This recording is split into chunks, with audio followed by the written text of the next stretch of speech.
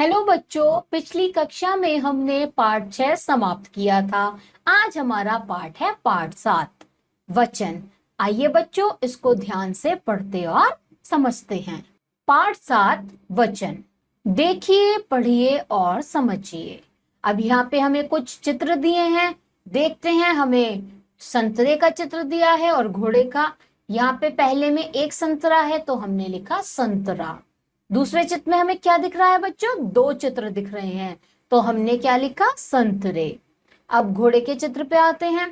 पहले चित्र में एक घोड़ा है तो हमने लिखा घोड़ा, और दूसरे चित्र में दो घोड़े हैं तो हमने क्या लिखा बच्चों? घोड़े। आपने देखा ऊपर दिए गए शब्द संतरा तथा घोड़ा शब्दों से उनकी संख्या एक तथा संतरे और घोड़े शब्दों से उनकी संख्या एक से अधिक अर्थात अनेक होने का बोध हो रहा है। इन्हें व्याकरण में वचन कहते हैं। जब हमें संख्याओं से पता लगे कि एक है और या अनेक है तो वो व्याकरण में कहलाता है हमारा वचन। इस प्रकार हम कह सकते हैं कि शब्द के जिस रूप से किसी व्यक्ति, वस्तु, प्राणी आदि की एक अथवा एक से अधिक संख्या का बोध हो उसे वचन कहते हैं। वो व्यक्ति हो, वस्तु हो या प्राणी हो, कुछ भी चीज हो, अगर हमें वो एक या एक से अधिक संख्या में हम उसकी जानकारी कर लें या उसका हमें बोध हो जाए तो वह कहलाता है वचन। अब देखते हैं वचन के भेद। हिंदी भाषा में वचन के दो भेद हैं, पहला एक वचन, दूसरा बहुवचन। आइए बच्चों देखते हैं एक वचन। शब्द के जिस रूप से एक ही व्यक्ति, प्राणी या वस्तु का बोध हो उसे एक वचन कहते हैं, जैसे बकरी, बक्सा, कुर्सी, गधा आदि। शब्द के जिस रूप से हमें मालूम चले कि वो संख्या में एक है तो वो कहलाता है एक वचन।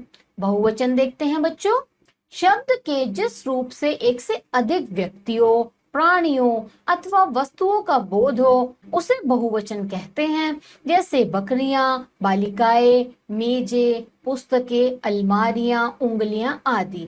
शब्द के जिस रूप से या तो वो व्यक्ति होगा या वस्तु होगा या प्राणी होगा, कोई भी हो, उसका हमें एक से अधिक होने का बोध हो तो वो कहलाता है बच्चों हमारा बहुवचन। अब यहाँ पे हमें एक बिंदु दिया है ज्ञानवर्धक। देखते हैं।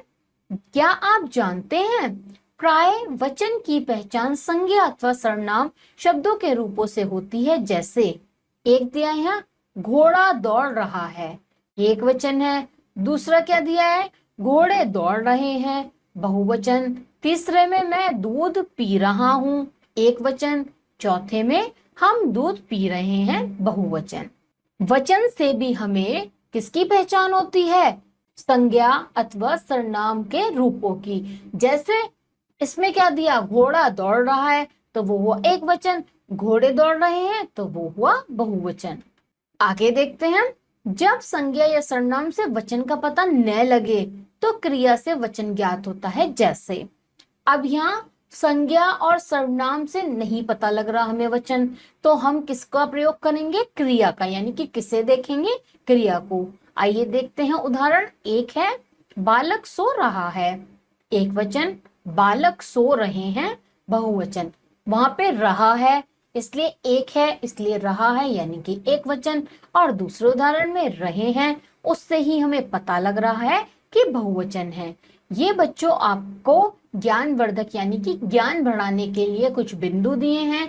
इनको आप बहुत अच्छे से याद करेंगे और अपने ज्ञान को बढ़ाएंगे। इसके आगे देखते हैं एक वचन से बहुवचन बनाने के नियम। अब एक वचन से बहुवचन बनाने के भी कुछ नियम है, देखते हैं। पहला नियम क्या है? ए से समाप्त होने वाले स्त्रीलिंग शब्दों के अंत में ए का ए ऊपर चंद्र बिंदु हो जाता है, जैसे एक वचन कुछ दिए हैं, कुछ बहुवचन। मेज मेजे, पुस्तक पुस्तकें, मशीन मशीनें, बहन बहनें, रात रातें, आंख आंखें, गाय गायें, खबर खबरें, बात बातें, भैंस भैंसे। तो इसमें हमें क्या बताया कि जब भी हमारा ऐसे समाप्त हो तो अंत में हम क्या लगा देंगे? ए के ऊपर चंद्र बिंदु, तो वो हो जाते हैं हमारे एक वचन से बहुवचन का एक नियम। ये कुछ यहाँ पे शब्द दिए हैं, इन्हें आप याद करेंगे। दूसरा नियम देखते हैं क्या है। आ से समाप्त होने वाले पुल्लिंग शब्दों के अंत में आ का ए हो जाता है, जैसे बच्चा बच्चे, कपड़ा कपड़े, गधा गधे, लड़का लड़के, घोड़ा घोड़े, कोआ कोए, मोटा मोटे, कमरा कमरे। जो शब्द किससे समाप्त हो, आ से, और हम उनका क्या बना दे, ए, यानी कि क्या बन जाता है बहुवचन के लिए, ए।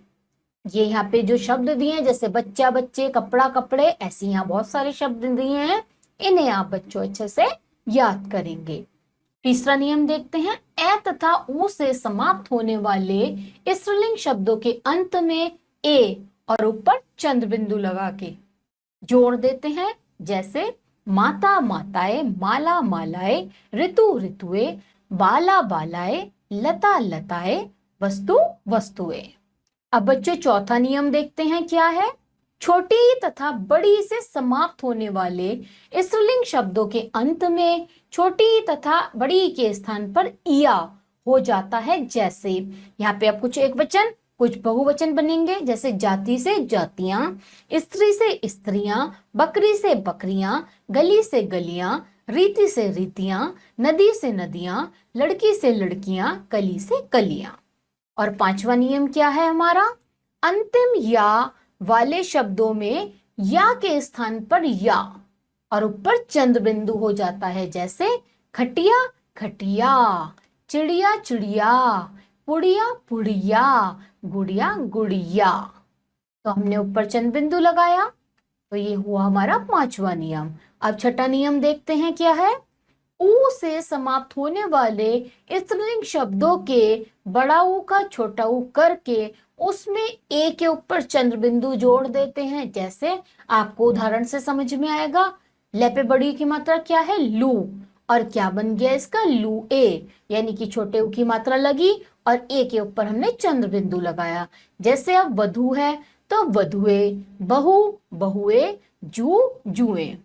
बच्चों ये 6 नियम यहाँ पे दिए हैं, आप इन नियमों को अच्छे से पढ़ेंगे और याद करेंगे। अब इसके बाद इसमें हमें एक ज्ञानवर्धक बिंदु दिया है, जिसका हमने यहाँ पे नाम दिया है क्या आप जानते हैं। देखते हैं वो बिंदु क्या है। पहला, विशेष आदरणीय व्यक्तियों के लिए सदैव बहुवचन का प्रयोग किया जाता है, जैसे कह अध्यापक आ रहे हैं, ख गांधी जी महापुरुष थे। दूसरा दिया है द्रव्यवाचक संज्ञा एक वचन में होती है, जैसे कह दिया है थोड़ा पानी ले आओ, कह दिया है इतना तेल कहाँ ले जा रहे हो। तीसरा देखते हैं कुछ शब्द सदैव बहुवचन में होते हैं, जैसे प्राण, आंसू, दर्शन, समाचार, हस्ताक्षर आदि। कैस में दिया है राम के वनवास जाते ही दशरथ के प्राण निकल गए, और खेह में दिया है राधा के आंसू निकल आए।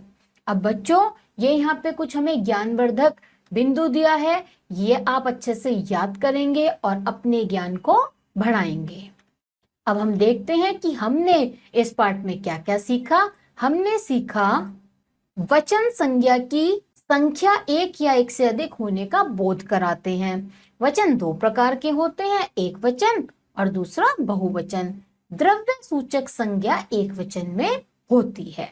अब बच्चों इस पाठ के आधार पर आता है हमारा, अब बताइए क्या प्रश्न क्या है। सही विकल्प वाले गोले को रंगिए। इसमें पहला देखते हैं, इनमें एक वचन है प्राण, आंसू, आंख, दर्शन। तो एक वचन क्या है इसमें, आंख। दूसरा देखते हैं, इनमें बहुवचन है दर्शन, होश, प्राण या ये सभी। तो ये सभी क्या है इसका उत्तर, सभी इसमें बहुवचन है।